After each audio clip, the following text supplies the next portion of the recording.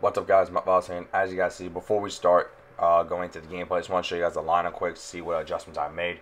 As we got Tua Tagovailoa though being the starter, we got Jerry Rice at 99, along with Christian Okoye at 99. We got ourselves abilities on George Kittle.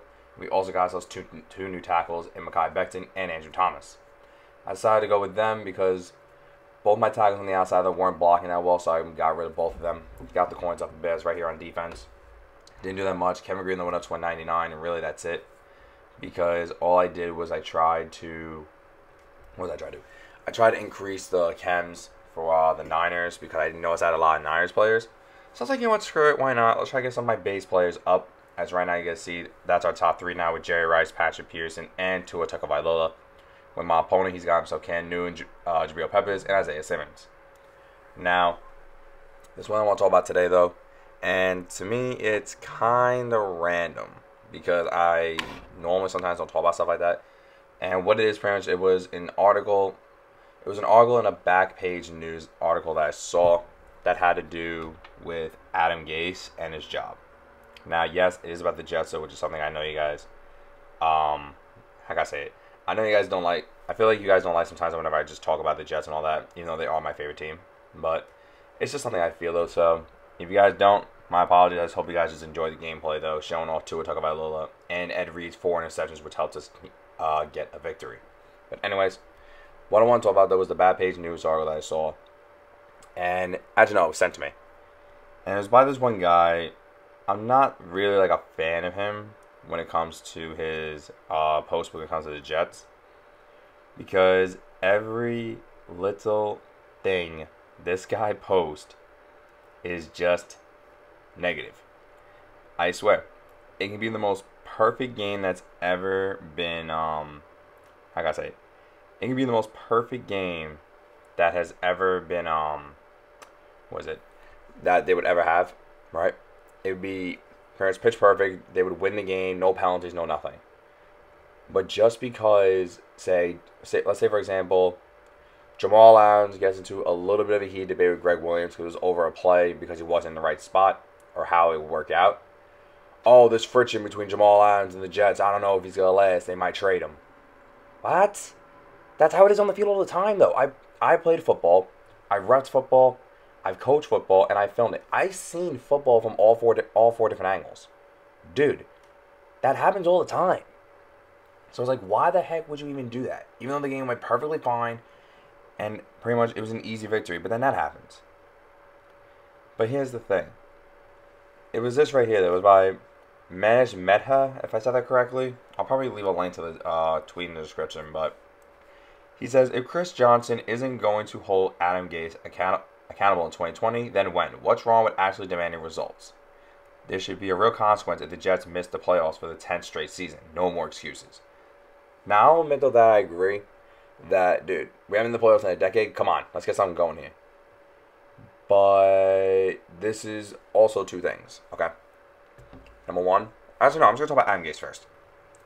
Because the reason why I liked Adam Gase was what he did in Denver and what he did in Chicago. And even with his first year in Miami. Now, what did he do? He was the offensive coordinator in Denver, right? This was back in, I believe it was 2013, 2014 with Peyton Manning. And last time I checked, yes, though they had an offensive line. They had weapons. They had maybe a running game. But last time I checked, Peyton Manning in that offense was the #1 offense, and he was the offensive coordinator. And they went to the Super Bowl. Yes, so they did lose to a young Seattle defense, which is run by who? Pete Carroll, one of the best defensive minds right now in the league. Now, my thing though is this. He did very well with Peyton Manning. That's why I got the head coaching job in Chicago. Now, who was their quarterback then as well? I know, I believe he was also the offensive coordinator at that time too, when back in Chicago, but he had Jay Cutler. This guy coached Jay Cutler, and this guy had the best year I've ever seen, making it to the NFC Conference game. But then they lost out to the I believe it was Green Bay. Yeah, Green Bay. That's when they faced Pittsburgh in the Super Bowl. Okay? So both those times that he did well. Then he went to Miami. First year in, Ryan Tannehill, he plays well. They start off a little lackluster, obviously. I think it was like 0-3, 0-4. But then they stepped it up and turned their ass around and went on a good run. But Adam Gase got hurt near the end of the year. So explain to me that when it comes to Adam Gase, especially after that, after he made it to the playoffs with Miami, they haven't made it to the playoffs in a while. You have then the next year, Adam Gase is out for pretty much out for most of the year. Adam Gase comes back. Adam Gase fell. Ryan Tannehill comes back. He gets hurt and gets out for the year. That's what I'm talking about. He never had, ever since Denver, I feel like, Denver and Chicago, he never had his quarterback. He never had the offense. Why the heck are you going to put something on this guy? That's just me. The only thing I like about him is that he's stubborn and that he always tries to do like this culture change, like, oh, everything I say is right, when no, it's not, dude. You're wrong. You're not freaking Bill Belichick. You're not Vince Lombardi. You're not Don Shula. You're none of these guys. Relax. That's just me. But pretty much what this guy said, though, was that he deserves to get fired if the Jets do not make the playoffs. Now, yes, it is a bit easier. You can get it now with a 9-7 record. But here's my thing. You know what my projections for this season? 8-8. 8-8 is my projection for this season. And that's still an improvement from last year, which was 7-9. That's what we went last year. We went 6-2 of our last 8 games, even though it was a back burner schedule. I will admit that. Yes. It was a back burner schedule. But we won those games with pretty much no problem, I feel like. Especially against teams like Pittsburgh, who were trying to get into the playoffs. The Raiders are trying to get into the playoffs. The Giants, I don't care, though, they were freaking tanking or not. Freaking, it's New York versus New York. Bragging rights out of the ass now for the next 4 years. That's the way I look at it, and it wouldn't have been that close. Anyways, the only game that really got me annoyed that we lost to was Cincinnati. Because pretty much the Bengals beat us, and they still got Joe Burrow. That's pissed me off. But anyways, that's all topic.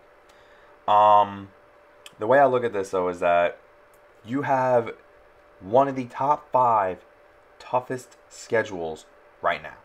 Okay? And I'll tell you guys exactly what we play. We also have the 6 division games, 2 of each team, which is Buffalo, Miami, New England. New England, I don't care. They're probably going to go 7-9 because they're still a threat, in my opinion, when it comes to us, because of Belichick and all that, and they got to get their quarterback next year. Miami's on the rise, especially getting guys like Tua Tagovailoa and starting to beef up that defense with additions of Kyle Vanoy and Byron Jones. Buffalo was in the playoffs last year. To me, the only weakness is quarterback. I'm not a fan of Josh Allen. I'm just saying. I don't care if you got a rocket arm, bro. If you can't hit the side of a barn, that means nothing to me. Then you got the Rams. Who knows what's going on with them? Colts, with a veteran quarterback in Phillip Rivers, if he stays protected, hopefully he won't make the amount of mistakes that he did in L.A. Speaking of L.A., we play the Chargers. Now, the only thing I can see the Chargers being a pain in the ass is because of their defense. Because who they have? Mark Ingram. What's his name? Derwin James. Joey Bosa. That whole defense is going to be good. And then you got to go back to L.A.? Like, no. Because the Rams, I don't care. One of those games we're losing. One winning, one losing. Oh, wait. And speaking of the West, you got the defending Super Bowl champion Kansas City Chiefs with Patrick Mahomes, Tyreek Hill, Travis Kelce, Kelvin Benjamin, so on and so forth. That man's got weapons. And they didn't lose anybody on that team. About 98% of that team's still there. They're only missing, 2 players? And that's it. Denver's a little bit on the rise, though, especially with acquiring Jerry Jeudy for that offense for Drew Lock. And plus, you see Denver didn't do that good. They didn't get rid of their head coach. Let's go with the Browns. They got rid of their head coach, right? That's our sophomore year. I really like call it a sophomore slump. Baker Mayfield's coming out to be looking for heads. And I mean heads. He's going to want to get that team to the playoffs and win the division. But unless you beat Lamar Jackson, not happening. Anyways. Then you have Seattle, Arizona that's coming on the rise. The Raiders I think they're coming on the rise now, beefing up that defense. And then the defending NFC champions in the San Francisco 49ers.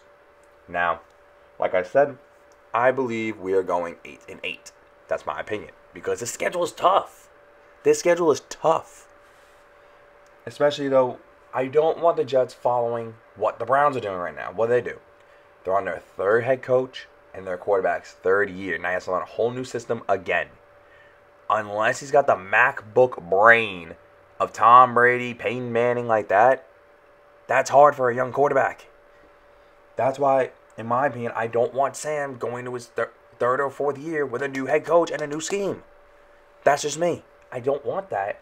Especially with right now, with what's going on, you can't even get practice, really. You look at the plays, though, but You can memorize that playbook. If you and your teammates are not in sync, it's not going to work. That's just my opinion on that. But now to make the playoffs, I don't know. Adam Gase last year, though, he had a tough 6-7 game beginning. And then his quarterback's out for half of that, dude. We had Trevor Siemian, who played a quarter until Myles Garrett broke his ankle. And then we had Luke Falk.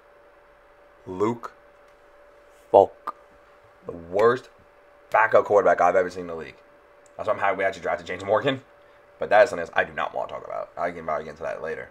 But now you see now the gameplay's come to an end at 20-10. My opinion, does Adam Gase deserve to get the boot after this season if we don't make the playoffs? No. No, we don't. I do not believe that. Because it's a tough schedule right now, though. He had no team last year, but now we have a revamped offensive line. We got ourselves some weapons. We can use maybe another receiver. And Sam Darnold is coming into his second year in this system. That should help. But anyways, like I said, though, this is going to be the end of the game right here with Joe Burrow throwing a nice 2-point conversion now on a fake field goal. But that's going to do it here, 28-10. I'm going to show you guys a little bit of stats, though, with Tua and seeing how he did. But Ed Reed, bro, 4 picks. That is incredible. Excellent freaking playing by him. But I hope you guys did enjoy this video and enjoy my little rambling. Let me know what you guys think of it, though, in the comments below. Let me know what you guys think of this, yo. Should the Jets get rid of Adam Gase after the season if we don't make the playoffs? Or do you think he should get another year? But anyways, I hope you guys did enjoy this video. If you guys did, please do me a favor and leave a like. Subscribe if you want new. Turn on the bell so this way you guys when I post new videos. You see right here.